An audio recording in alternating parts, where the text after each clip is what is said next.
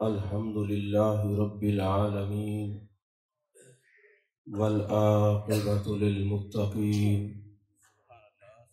والصلاة والسلام على أشرف الأنبياء والمرسلين وعلى آله الطيبين وأصحابه الطاهرين أما بعد فأعوذ بالله من الشيطان الرجيم بسم الله الرحمن الرحيم ولمن خاف مقام ربه جنتان صدق الله العظيم وصدق رسوله النبي الكريم الأمين المكين الرؤوف الرحيم قال الله تبارك وتعالى في شان حبيبه مخبرا وآمرا إن الله وملائكته يصلون على النبي يا أيها الذين آمنوا صلوا عليه وسلموا تسليما اللهم صل على سيدنا ومولانا محمد وعلى آل سيدنا ومولانا محمد وبارك وسلم وصل عليه الصلاة والسلام عليك يا رسول الله وعلى آلك وأصحابك يا حبيب الله۔ تمام تعریفیں اللہ تبارک و تعالیٰ کے لیے جو خالق کائنات بھی ہے، مالک شخصیات بھی، جو آد بھی ہے، سمد بھی ہے، جس کی شان لم یلد بھی ہے ولم یولد بھی۔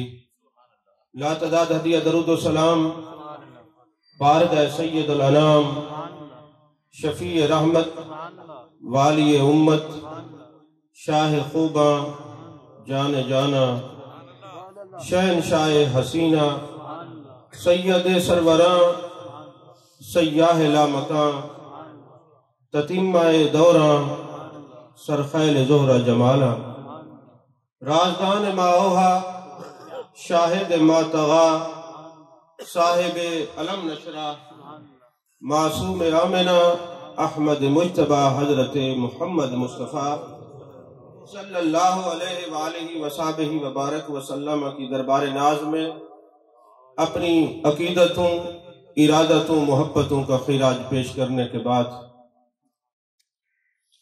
اللہ جل مجدہ الکریم سے دعا ہے اللہ تبارک و تعالی اس بچے کے طفیل ہم سب کی مغفرت فرمائے۔ یقیناً بہت بڑا صدمہ ہے، یہ بچہ ابھی بلوغت کے قریب تھا، والدین کے بڑے ارمان ہوتے ہیں، خواب ہوتے ہیں۔ جان کائنات، جان عالم مصطفیٰ، جان رحمت صلی اللہ علیہ وسلم ارشاد فرماتے ہیں، ترمذی شریف کے اندر یہ حدیث پاک ہے، حدیث حسن ہے، حضرت ابو موسیٰ اشعری رضی اللہ تعالی عنہ راوی ہیں، فرماتے ہیں جان کائنات، جان عالم مصطفیٰ، جان رحمت صلی اللہ علیہ وسلم نے ارشاد فرمایا، جب کوئی نابالغ بچہ دنیا سے جاتا ہے، فرشتہ اس کی روح قبض کرنے کے لیے آتا ہے، اللہ جل مجدہ الکریم اس فرشتے سے پوچھتا ہے، اے فرشتے یہ بتا جب تو نابالغ بچے کی روح قبض کرنے گیا تھا اور روح قبض ہو گئی، اس بچے کے جو والدین تھے ان پر کیا کیفیت تھی، ان کے دل پر کیا گزر رہی تھی؟ تو فرشتہ عرض کرتا ہے باری تعالیٰ وہ تیری رضا پر راضی تھے اور کہہ رہے تھے انا للہ و انا الیہ راجعون۔ اللہ فرماتے ہیں فرشتوں جنت کے اندر ایک مال بنا دو، جو والدین اپنی اولاد کے موت پر اس صدمے کو برداشت کرتے ہوئے انا للہ و انا الیہ راجعون کہتے ہیں، ان کے لیے ایک مال بنا دو جس کا نام بیت الحمد رکھ دو، انہوں نے صبر بھی کیا ہے اور میری ذات کی تعریف بھی کی ہے۔ اور دوسرے مقام پر مستدرک کی حدیث پاک ہے، امام نیشاپوری رحمت اللہ علیہ لکھتے ہیں، جان کائنات، جان عالم مصطفیٰ، جان رحمت صلی اللہ علیہ وسلم کے ایک پیارے صحابی حضرت معاذ رضی اللہ تعالیٰ عنہ، ان کے بیٹے کا انتقال ہوا تو محبوب پاک صلی اللہ علیہ وسلم نے تعزیت کا خط لکھا، اور اس کے اندر تحریر کیا لکھی؟ جان کائنات، جان عالم مصطفیٰ، جان رحمت صلی اللہ علیہ وسلم نے فرمایا، اے معاذ، یہی لوگ حق والے ہیں جو صبر کرتے ہیں، اللہ کی رضا پر راضی رہتے ہیں، اور جن کی اولاد دنیا سے جائے تو وہ انا للہ و انا الیہ راجعون کہتے ہیں۔ اللہ تبارک و تعالی اس صبر کے بدلے میں والدین کو ہدایت کاملہ بھی نصیب فرماتا ہے اور جنت بھی عطا فرماتا ہے۔ یاد رکھیے، یہ جو ایصال ثواب کی مجالس ہوتی ہیں، ان کے کچھ معیار ہوتے ہیں، اسلوب ہوتے ہیں، ان کو منعقد کرنے کی کچھ نیتیں ہوتی ہیں۔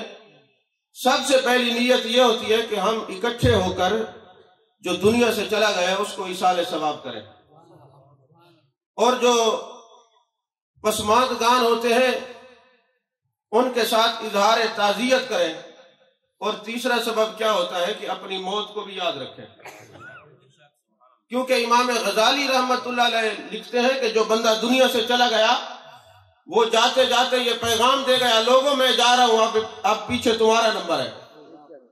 یہ دنیا یہ فنا ہے، یہ جھوک فنا کی ہے، ہر ایک نے چلے جانا ہے، اور یہ موت کا جو عنوان ہے، یہ موت کا جو موضوع ہے، صحابہ کرام کی زندگیوں کا مطالعہ کریں تو حضرت فاروق اعظم رضی اللہ تعالیٰ عنہ آپ تشریف فرما ہے، اور ایک نوجوان نے آ کے کہا، یا عمر لا تنسا موتک، اے عمر موت کو نہیں بھولنا۔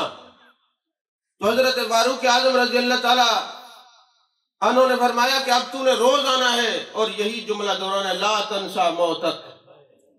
یعنی یہ جو ہمارا ماحول ہے، یہ صحابہ کرام کی سنت ہے کہ لوگوں کو موت یاد کرائی جائے اور موت کو یاد رکھا جائے، یہ لذات اور خواہشات کو ختم کرتی ہے۔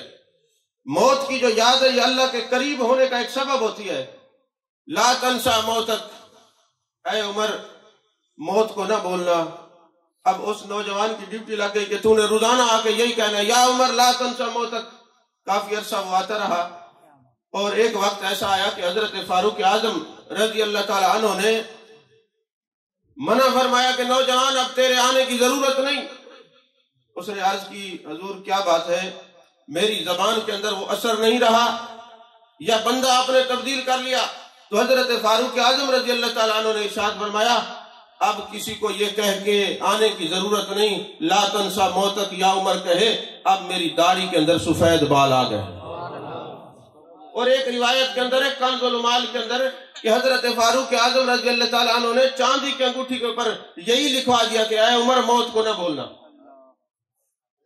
یہ موت کا عنوان کیوں بتایا گیا ہے؟ تاکہ بندہ اپنے رب کی طرف رجوع کرے۔ امام فخر الدین رازی رحمت اللہ علیہ نے تفسیر کبیر کے اندر ایک بات لکھی کہ ایک بندہ تھا، وہ سوچتا تھا کہ یہ اللہ تعالیٰ نے جو فرمایا ہے ان الانسان لفی خسر، انسان خسارے میں ہے، تو کہتے یہ خسارہ کیا ہوتا ہے؟ تو حضرت مولا کائنات حضرت علی کرم اللہ وجہ الکریم سے کسی نے پوچھا، اے مولا کائنات ارشاد فرمائے خسارہ کہتے کس کو ہے؟ فرمایا بندہ جو یہ سمجھنے لگ جائے میری عمر بڑھ رہی ہے وہ خسارے میں ہے، جو یہ سمجھے عمر کم ہو رہی ہے وہ خسارے میں نہیں ہے۔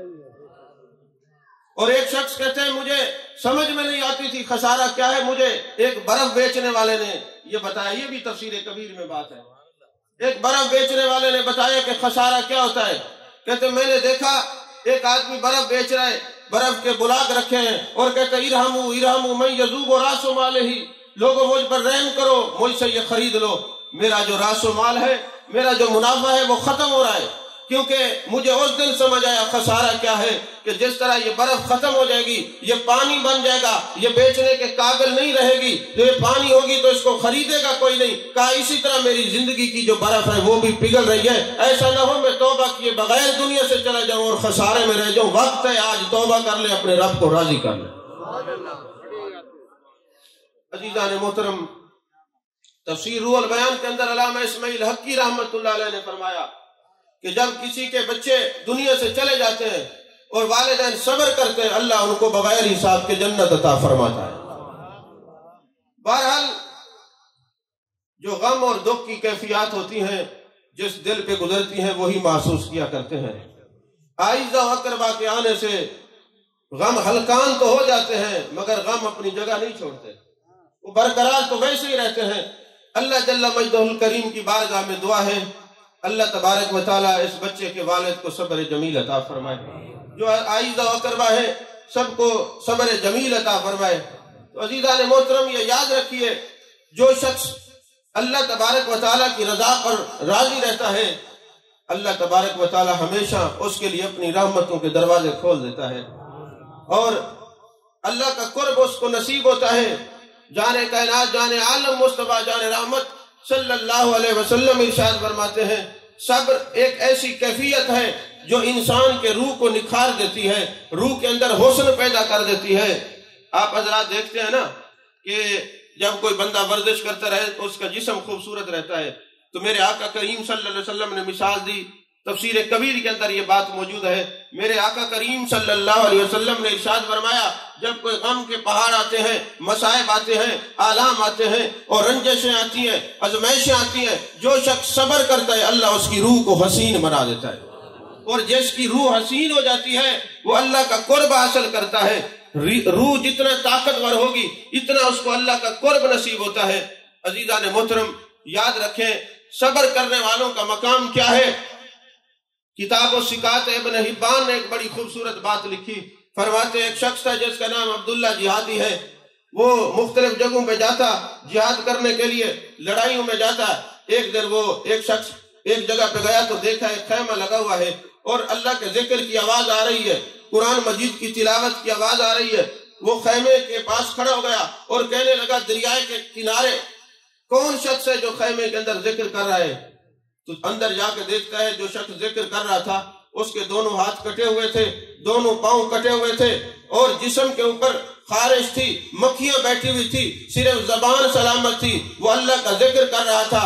اب وہ بندہ جب قریب گیا عبداللہ جہادی رحمت اللہ علیہ، اس نے کہا بندے خدا تو مرد خدا اللہ کا ذکر کر رہا ہے، اللہ کی شان بیان کر رہا ہے، اللہ کی عظمتیں بیان کر رہا ہے، جسم تیرا سلامت نہیں، ہاتھ تیرے کٹے ہوئے ہیں، پاؤں تیرے کٹے ہوئے ہیں۔ اس نے جواب دیا میری زبان تو سلامت ہے جس سے میں اپنے رب کا ذکر کر سکتا ہوں، اس زبان سے رب کا شکر ادا کر سکتا ہوں، اس زبان سے میں اللہ کی صفت و ثنا بیان کر سکتا ہوں۔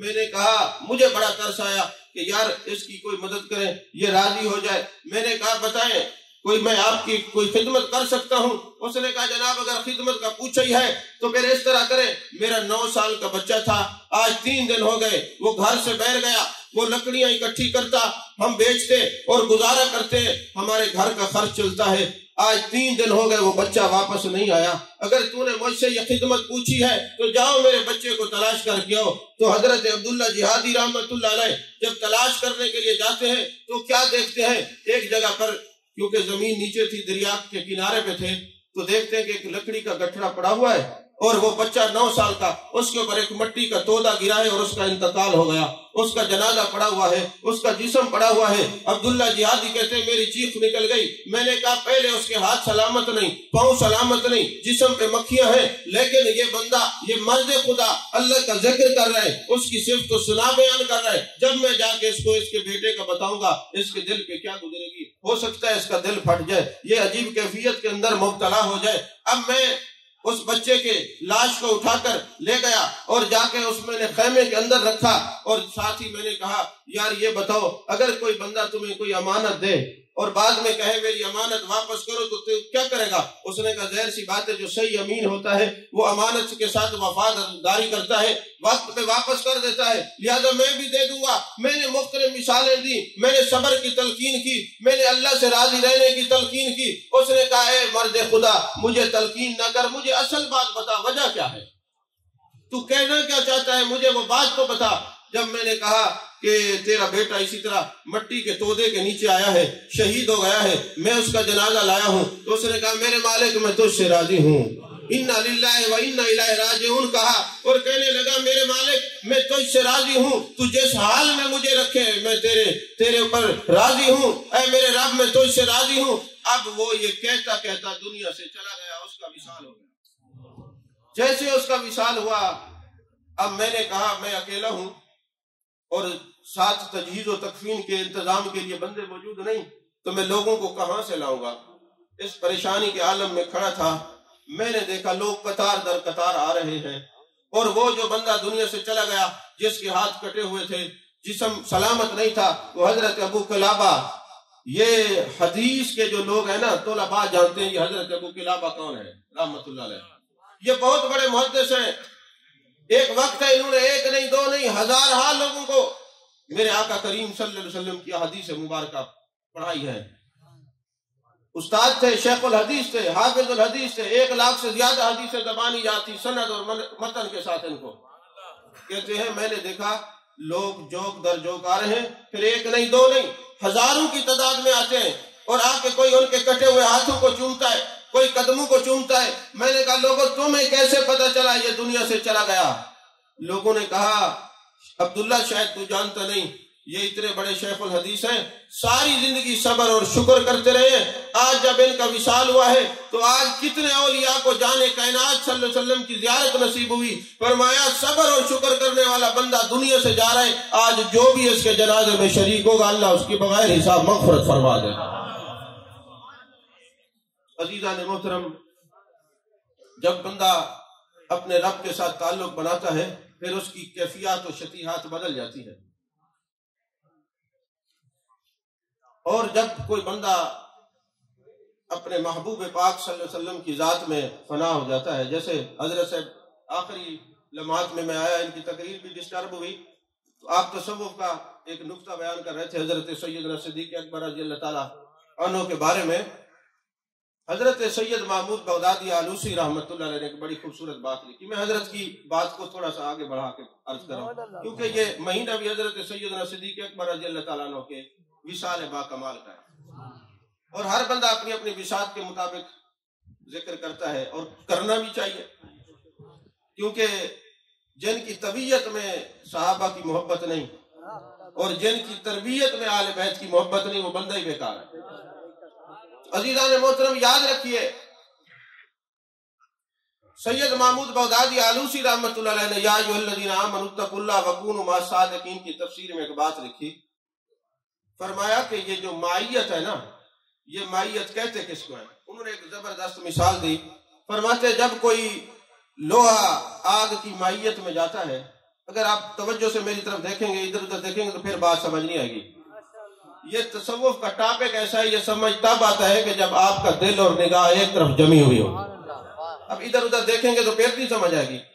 کہا معیت کہتے کس کو ہیں؟ اور مقالات کاظمی میں حضور غزالی زمان رحمت اللہ علیہ نے بھی یہ لکھا ہے، فرماتے ہیں کہ یہ جو لوہا ہے نا یہ جنس اور ہے، یہ آگ جو ہے یہ جنس اور ہے، یہ ایک خاندان نہیں ہے، یہ جنسیں علیحدہ علیحدہ ہیں، لیکن جب یہ لوہا آگ کی معیت میں جاتا ہے، جیسے یہ لوہا آگ کی معیت میں پہنچتا ہے، اب آگ آہستہ آہستہ اس پر اپنا رنگ چڑھانا شروع کرتی ہے، جیسے ہی آگ نے لوہے پہ رنگ چڑھایا، اب یہ لوہا گرم ہوا، تھوڑی دیر کے بعد جیسے آگ کا رنگ تھا وہی لوہے کا رنگ ہو گیا، پھر یہ کیفیت بدلی، اب اس گرم لوہے کو جس کا رنگ آگ کی طرح ہے کسی کو لگائیں جلے گا کہ نہیں جلے گا؟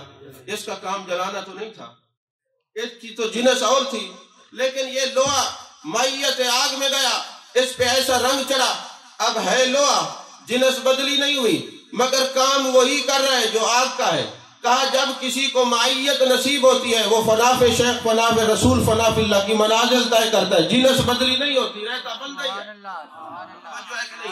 جنس بدلی نہیں ہوتی، رہتا بندہ ہی ہے، لیکن جب معیت نصیب ہوتی ہے پھر رنگ ایسا بدلتا ہے، کہتے خالطوہم لتکونوا مثلہم، معیت کا معنی یہ ہے جن کی سنگت اور صحبت میں تم رہو ایسے ہو جاؤ کہ جو تمہاری صورت کو دیکھو دیدار اس کا ہو جائے جس کی مجلس و معیت میں تم بیٹھو، جس کی مجلس اور معیت میں تم بیٹھتے ہو، پھر کیفیت شکل بھی تمہاری ویسے ہو جائے۔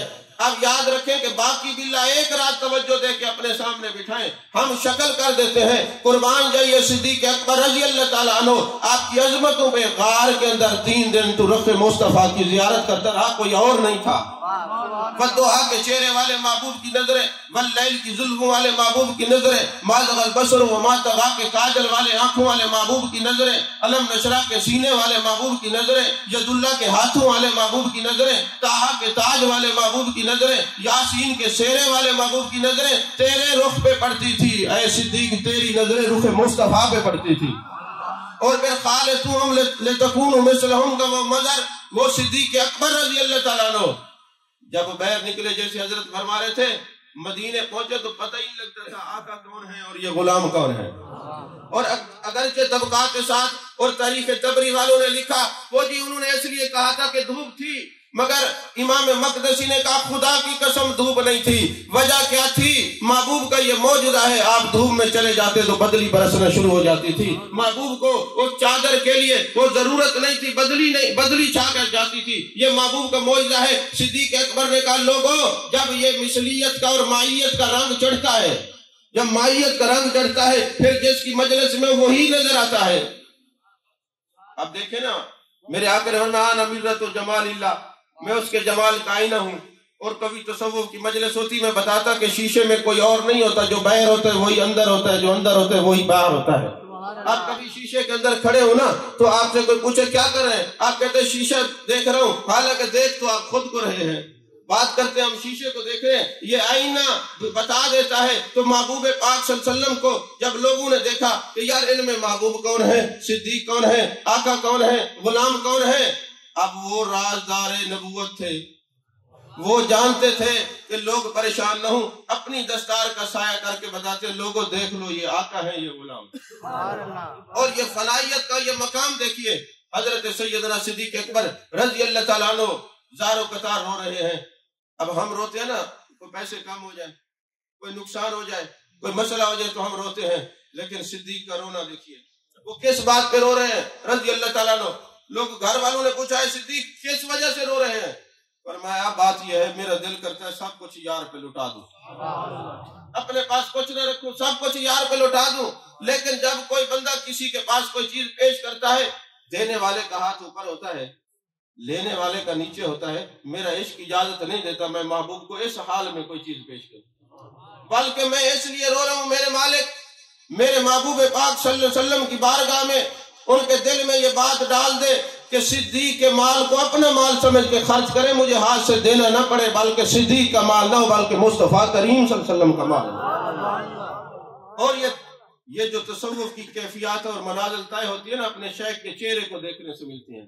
اور کائنات کا سب سے بڑا صوفی حضرت صدیق اکبر رضی اللہ تعالیٰ نے, حضور آپ کی پسندیدہ چیز کیا ہے, فرماتے ہیں میری پسندیدہ چیز کیا ہے, میں ہر وقت رخ مصطفیٰ کو تکتا رہوں, اور میرا مال محبوب پہ قربان ہو جائے, اور میری صاحبزادی کا نکاح جانے کائنات جانے عالم مصطفیٰ جانے رحمت صلی اللہ علیہ وسلم سے ہو جائے. ہر وقت وہ رخ مصطفیٰ کو تکنے والے جب جانے کائنات صلی اللہ علیہ وسلم کا ظاہری وصال ہوتا ہے, یہی صدیق اکبر رضی اللہ تعالیٰ عنہ ہے جو شام کے راستے میں ایک ایک کو پکڑ کے پوچھتے تم نے میرے سرکار کو دیکھا ہے, کیا تمہاری والضحیٰ کے چہرے پر نظر پڑی ہے, واللیل کی زلفوں والے محبوب پہ نظر پڑی ہے, یہ پوچھتے ہیں. اور حضرت فاروق اعظم رضی اللہ تعالیٰ عنہ فرماتے ہیں جس وقت میں آپ کے گھر میں گیا, آپ کا ظاہری وصال ہو گیا, کیونکہ چھتیں بالکل نیچے تھیں, میں نے دیکھا جس جگہ حضرت صدیق اکبر رضی اللہ تعالیٰ عنہ کی چارپائی رکھی ہوئی تھی تو میں نے اوپر دیکھا تو وہ جو چھت تھی وہ جلی ہوئی تھی.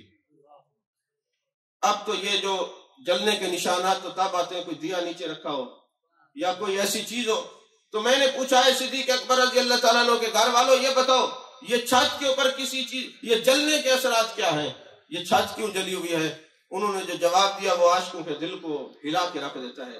انہوں نے کہا جب جانے کائنات جانے عالم مصطفیٰ جانے رحمت صلی اللہ علیہ وسلم دنیا سے چلے گئے, حضرت صدیق اکبر کا جسم پگھلنا شروع ہو گیا. ہجر مصطفیٰ میں روتے تھے, تڑپتے تھے, مچلتے تھے, کہتے تھے لوگوں تم نے والضحیٰ کے چہرے والے یار کو دیکھا ہے, واللیل کی زلفوں والے محبوب کو دیکھا ہے, ما زاغ البصر وما طغیٰ کے کاجل والے آنکھوں والے محبوب کو دیکھ رہا ہے. وہ ساری رات ہجر مصطفیٰ میں روتے تھے, اور جب ان کے منہ سے آہ نکلتی اس آہ نے چھت کو جلا کے رکھ دیا. آہ کے اثر کو وہی سمجھتا ہے جس کو تصوف سے کوئی لینا دینا. جو ہجر اور فراق کی منازل کو طے کرتا ہو. جب حضرت خواجہ فرید رحمت اللہ علیہ مقام ہجر میں تھے کیفیت اور تھی، مقام وصال میں آئے تو کیفیت اور تھی. یہ کوٹ کا گھوٹ جب مقام ہجر میں تھا تو کہتا ہی تھا میں مٹھڑی نت جان بلب، وہ تو خوش وسدہ وچ ملک عرب.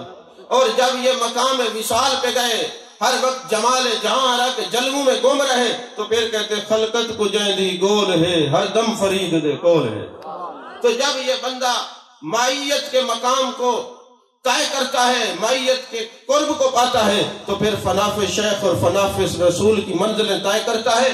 ہر وقت والضحیٰ کا چہرہ نظروں کے سامنے ہوا کرتا ہے. عزیزان محترم، میں دور چلا گیا، یہ شاہ صاحب اور دوسرے احباب بیٹھے ہیں تو شاید ان کی برکت سے تصوف کی کوئی بات یاد آئی، اس طرف چلا گیا. ماحول نہیں ہے تصوف کے ماحول میں، اس طرح بات ہوتی ہے کہ پھر جس کی بات ہو توجہ بھی ادھر ہی ہو، پھر جس شاہراہ پہ چلا جائے پھر وہ شاہراہ سیدھی مدینہ پہنچے. پھر درمیان میں جب وہ جیسے نا حضرت سلطان العارفین حضرت سلطان باہو رحمت اللہ علیہ جو ہے وہ رات کو کھیتوں میں ہل چلا رہے تھے. اگرچہ بڑی سمجھنے کی بات ہے، ہر ایک کو یہ بات نہیں سمجھ آتی. تو کھیتوں میں ہل چلا رہے تھے تو بارات بھول گئی، راستہ بھول گئی. ہمارے سریکی کلچر کے اندر یہ اب تو خیر جدت آ گئی، لوگ سمجھدار ہو گئے، ورنہ وہ کہتے تھے بارات رات کو لے کے جانی ہے. تو رات کے اندھیرے میں جب بارات والے جا رہے تھے بارات لے کے راستہ بھول گئے تو دیکھا ایک بابا نا کھیتوں میں لالٹین لگا کے نا ہل کے اوپر ہل چلا رہا ہے.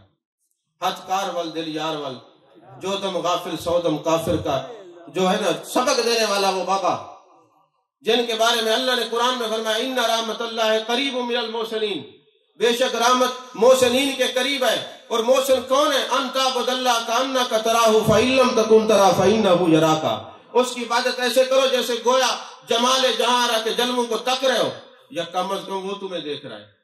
اصل نماز ہے یہی، روح نماز ہے یہی، تو میرے روبرو رہے میں تیرے روبرو رہوں.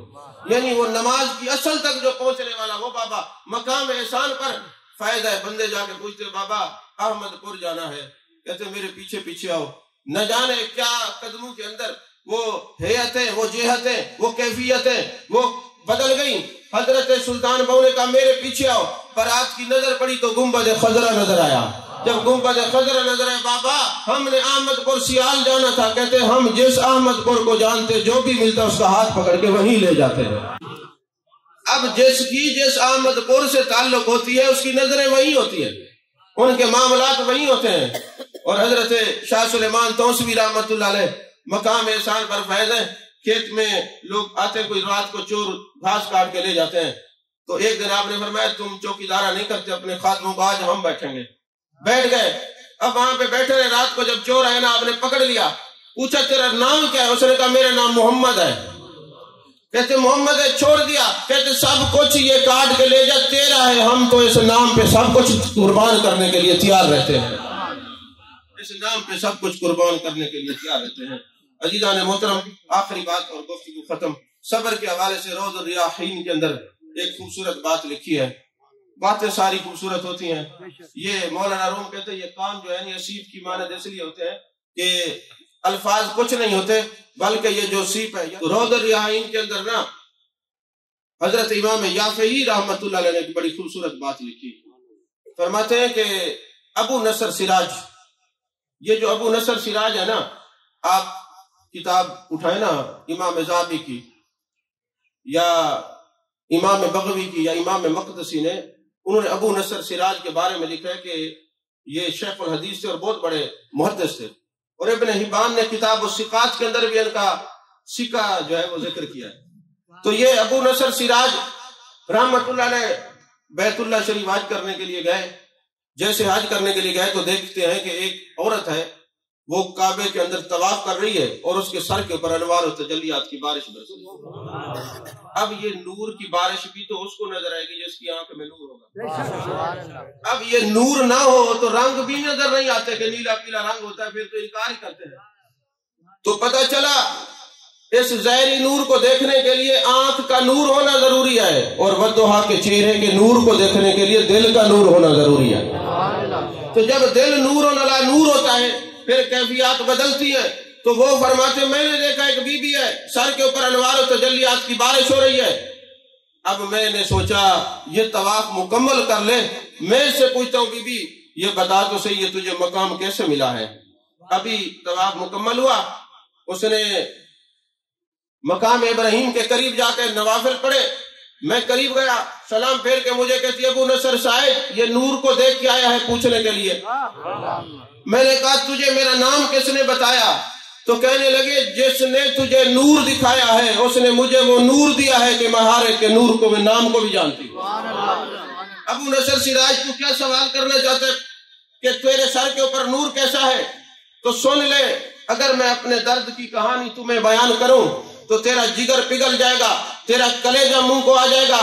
میں نے کہا بتا بی بی تجھے یہ مقام کیسے ملا ہے؟ اس نے کہا بات یہ ہے قربانی کا دن تھا اور ہمارے گھر میں بھی قربانی ہوئی، میرے خامد نے ایک بکرا ذبح کیا اور میرا چھوٹا بیٹا اور بڑا بیٹا دونوں دیکھ رہے تھے، اس لیے فرمایا گیا ہے کہ ایک جانور کے سامنے چھری بھی تیز نہ کرو ذبح کرنے کے لیے، ایک جانور کے سامنے دوسرے جانور کو ذبح نہ کرو، چھوٹے بچوں کے سامنے قربانی نہ کرو۔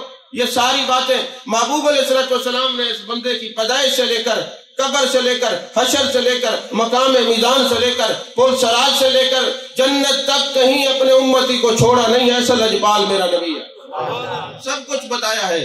تو فرماتی ہیں کہ جب وہ بکری ذبح ہوئی میرے بڑے بیٹے نے دیکھا یہ بکری ذبح ہوئی ہے، اس نے چھری اٹھا لی، اس نے اپنے چھوٹے بھائی کو پکڑا اور کہنے لگے ادھر آؤ، جس طرح ابا جی نے بکری کو ذبح کیا ہے میں بھی تجھے ذبح کرتا ہوں۔ اس نے اس کو ذبح کیا، وہ تڑپنے لگا، وہ ڈر گیا، وہ جنگل کی طرف بھاگا، میرا خامد اس کی تلاش میں نکلا، ایک میرا بچہ ذبح ہو گیا، دوسرے کو جب جنگل کی طرف گیا اس کو بھیڑیا اٹھا کے لے گیا، میں اپنے خامد کی اور بچے کی تلاش میں گئی، جب میرا وہ بچہ جس کو بھیڑیا اٹھا کے لے گیا وہ دور چلا گیا، نظروں سے اوجھل ہو گیا، وہاں میرا جو خامد تھا وہ پیاس کی وجہ سے اور اس بچے کی جدائی کی وجہ سے ایڑیاں رگڑ رگڑ کے مر گیا، ایک ذبح ہو گیا، ایک بھیڑیا اٹھا کے لے گیا، خامد فوت ہو گیا۔ جب میں ان کی تلاش میں نکلی تو میرا ایک چھوٹا سا بچہ تھا، وہ بیٹھا ہوا تھا آگ کے پاس جہاں میں نے ہنڈیاں چڑھائی ہوئی تھی، وہ اس کے قریب گیا، ہنڈیاں اس پہ الٹی، آگ لگی، وہ وہاں فوت ہو گیا۔ میری ایک بچی شادی شدہ تھی، جب اس کو پتا چلا